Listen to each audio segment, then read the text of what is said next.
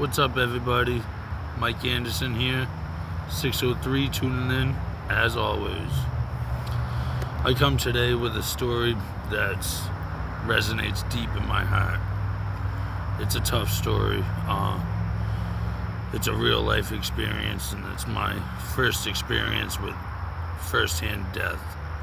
And since it's Suicide Awareness Month, I feel like this is the right time to share this story myself. I have also shared it on the Bounce Back podcast, a piece of it. Shout out Bobby Lucas, Bounce Back, scope it out. Anyway, this is my first experience with jail as an adult on serious charges. I'm from New Hampshire, 603 tuning in, obviously. Born and raised in Portsmouth. Spent a lot of time in Massachusetts, though. My father worked for the Big Dig, Local 33, Massachusetts Union, you know what I mean, doing the tunnels. So there was always that connection there. Anyways, we're going to fast forward through my life history. Eventually, what wound me up going to jail in this situation was a drug habit. And I picked up a drug habit pretty young, compared to most. At that time, at least, the amount was a lot more substantial to the regular high school kid, let's just say that. And yes, when my first jail skid bid, it wasn't a bid, but I was still enrolled in Dover High School. I was still a senior in junior high school, so, Dover High School, so that's facts. Let me skip to it, though. Let's not talk about me. I got busted. Roughly a stick of dope, nine something grams of heroin at the time, 2013. And I already had a warrant out of Essex County, Massachusetts, Haverhill. Got picked up again in Haverhill. This time they got me with some work and they had the warrant. Well, Massachusetts used to be really good on giving bail. In my experience, if you had money, they popped you could get out. If you had bail money, you could get out. But when you miss court and you have a detainer, there's no way around it. You're guaranteed 45 days. You know what I mean? So that sucks as a full-time addict. And at the time, I was, profiting off it as well. And that sucked. And I was still young. Like I said, I was senior in high school. So taking that ride, that big boy ride, you know what I mean? Even though it's only 45 days, in my head, I'm like losing it. Trying to stay tough. Easy to be tough on the streets with like your people and your connections, especially me. I was kind of, in my head, more up there for my age. Just because the moves we were making were bigger and better. Not to glorify it, but that's just what it was. So part of me was like, you know what I mean, I get to come out and say that I did a bid. And this isn't just a New Hampshire bid. I'm going to Middleton. You know what I mean? So I'm a white boy from New Hampshire. I'm big now, I'm fat, you see it. But at the time, I was 160, 170 pounds. I was young and strung out and naive and ignorant, disrespectful as fuck, but anyways, very young. When I didn't realize I wasn't coming home until the next morning when we had court. I had arraignment. So, get to Middleton jail. Here's me, 17, 18 years old, borderline, dope sick from New Hampshire. White boy in Middleton, young, and I have never done any jail time before this. Thinking that tomorrow at court, I'm gonna get bailed out, guaranteed. Like, the judge is gonna grant me bail. My people are coming, I'm good, I'm going home. So I told them I had a drug habit, yada, yada, yada. When you do that, an intake, they automatically send you to the infirmary so they can monitor you, because certain drugs, as most people know, if you don't have medical help to come off of, you could die. Anyways, I had a really severe habit at that time, especially for my age, and I was not built to go to a block per se at that time. I didn't know it anyways. This is my first bid. So I told them that I had a drug habit. Obviously, that's what they picked me up for. You know what I mean? So, infirmary, Middleton Jail, Essex County, Middleton, Massachusetts, room 6A. I walk in there, and it's just everybody. It looks like a real fucking horror show. Everybody's hurting. The first thing everybody gets, as soon as there's a newbie coming into the infirmary, yo, you got something, yo, what'd you bring? You must have brought something. Like, nah, bro, I'm hurting just like you. I wish. The room was so full, they gave me a kayak, which if you don't know, it's just a boat that goes on the floor. When I say boat, it's just a plastic molded, almost looks like a casket without the lid that just rides on the floor because all the bunks were full. True. It was later in the night by the time I got there, it was later in the night. So it was time for bed. I just laid down and they gave me my shit and I just laid down. And the next morning, this med call. Now I'm really sick. So med call, whatever they got to give me, I'm trying to find out, help. Like, give me something to help. And whatever they give us, fucking clotidine or something, didn't help with the habit I had. But now it's daytime and I interact, I'm not just going back to bed. People are coming up to me and asking where I'm from, what I'm here. They're, checking me pretty much. Not checking me, but like checking my paperwork, like curious. Yes, we know that you have a drug habit. That's why you're here. You're dope sick. But where are you from? We don't know you. So I had to give that rundown a couple times, as always. If you've ever been to a place like that, that's what happens. And there's this man. I won't say his name on here out of respect for his family. God rest in peace. And I didn't even know him at all. But as soon as he heard New Hampshire come out of my mouth, he sat up. Being also dope sick, that's pretty cool. He sat up, he's like, "Oh, I got you. If you're from New Hampshire and this is your charges, I got you." I'm like, made me feel comfortable. That was, as a kid, first bid, that was a real comforting thing. And not only did he have that, he made it so that I had the bed, an actual, rack. Instead of sleeping on the canoe on the floor, I had a raised bed, which is no better really. But it was just out of for your morale, dude. You don't want to be sleeping on that floor. And he made sure that I wasn't. And at this time, if you've been to Middleton, if you've been to Middleton Infirmary, at this time, both rooms, I was in 6A, and they had their own showers, their own bathrooms, you know what I mean? There's a toilet right there and a shower in the room because everybody's detoxing, so, you're gonna need that. And that was actually the nicest commodity that they had there. Because, for me, I don't know about anybody else, but when I was going through that, even the sound of running water helped.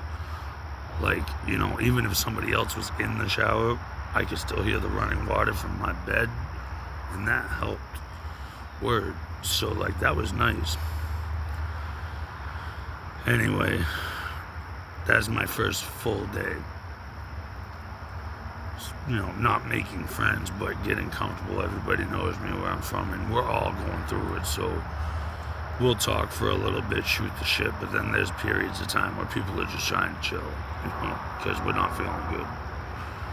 Anyway, the lights are on all the time, almost like a suicide watch type thing, but the lights are on all the time. So everybody takes their towels and wraps around their eyes. I mean, if you know, you know, but if you don't, you don't. And that helps cover the lights, and maybe you can get some rest. That's the thought and motivation behind it. And this is what haunts me, is it was that night. It was that after the first full day, that night, he got a letter. Like, he had been there long enough to get a mail call, and he got a letter, and I guess it was bad news, whatever it was. I didn't talk to him. I was young and naive. But you could tell, like, after he got that, he was, he wasn't as fucking, he was to himself. And, he rolled over that night. And this is what weighs on me. He rolled over, I couldn't sleep. I was so dope sick. And when he rolled over, his towel that he had on his eyes fell off. And, I didn't have my own towel for my eyes. You have to kind of be there. I was only there for one day. I didn't know what to ask for. So I didn't have one. And he just let it just lay there on the floor. And hours went by. To me, it felt like hours. And I can hear him. He's passing in and out. He's actually getting some sleep. I hear people sleeping. And me, I am not sleeping. I am hurting. And in a bad way, and I know I'm not coming home for at least 60 days, which is nothing, but for me at the time was crazy, especially being a full-blown addict, it was craziness. So I made the decision, the naive 18-year-old decision, that he's left that towel on the floor for hours now. I could really use it. So I just grabbed it off the floor. My bed is here. His bed is here. Single beds. He rolled over. The towel landed here on the floor, and it stayed there. And he went back to sleep snoring. I grabbed the towel off the floor after some time, and I wrapped it around my face. Actually worked. I actually fell asleep. Wow. However long that sleep was nice and well needed, let me tell you. But the next thing I wake up to, because the CO's hourly checks or half-hour checks in the infirmary, I think at the time it was every 30 minutes they came and checked. And regardless, all I heard was inmate hanging. And I'm sleeping and sick, and I'm like, I hear CO yelling right in front of my bed. The bathroom is we were looking at the bathroom door, which there was no actual door, there was just an opening. So I sit up, like some Undertaker sit up, panic, take that off my eyes, and the first thing I see is the cop shook. The cop was shook as fuck. And he's on his radio. And while this dude, the one that befriended me and helped me get up my own rack, is on this hanging. Sorry for the graphics, but this is just it. This is real. So he's out of there. You know what I mean? Like, it's just very disgusting. And it didn't take but one look to know that he's out of there. So me panicking, and the CO's, the next move is everybody on your belly, show your wrist. Middleton, you have wrist bracelets with your name, date of birth, your number, and bracelets over your head. So everybody's there so they can take count to find out, to document who was the one. But while they were doing that, I just never forget the nurse coming in, because we're in the fucking infirmary. There's nurses all over the place. So the nurse was there like that. How long he had been there like that was too long, obviously. But I remember hearing them, because he used his bed sheet. I could hear him cutting it. And as soon as they final cut, all you could hear was just doof. And that was Buddy's. Sounded like if you dropped a bowling ball, you might get one bounce back, a doof, doof, dead weight. And they continued CPR right there in front of all of us. They didn't, whatever. And then they had the nerve to offer us counseling the next day, you know, in Middleton Jail counseling, so they weren't liable for nothing. And that fucked me up because now I was just in the beginning of my fucking dope sickness and everything, and that was my dude. That, well, to me, that was the only one that I was comfortable with. I'd only been there that day. And, yeah, for 18 years old, that was firsthand and close enough to where, like, wow, it did a number on me for a long time, and it still does. These are things that you can't just erase. You just have to learn how to be able to speak and cope on, which is the reason for this video. Because I know nowadays a lot of people, especially at that age, all ages, might have to deal with this, you know, either suicide or overdose or just death in general. Random death is just as bad as either of them. Unexpected death is just very hard on anybody, but let alone a younger person with a younger mind. I'm here to tell you that it's okay, and there's people out here that really do understand it, and it's not like you can just, you know, take a Tylenol and it goes away. This is something that you're gonna have to work through, but it also builds your mind and it builds your soul and your character. Because if you're strong enough to build your mind through that and your soul through something like that, then what's gonna stop you? Nothing's gonna stop you at that point. I plan on doing a couple more stories like this, less gory. I'm sorry about this, I just had to get it off my chest. I do plan on some unique, some of them funny, some of them just involve like prison politics. I got a couple of those for you. And right after that, I'm going directly into narrating.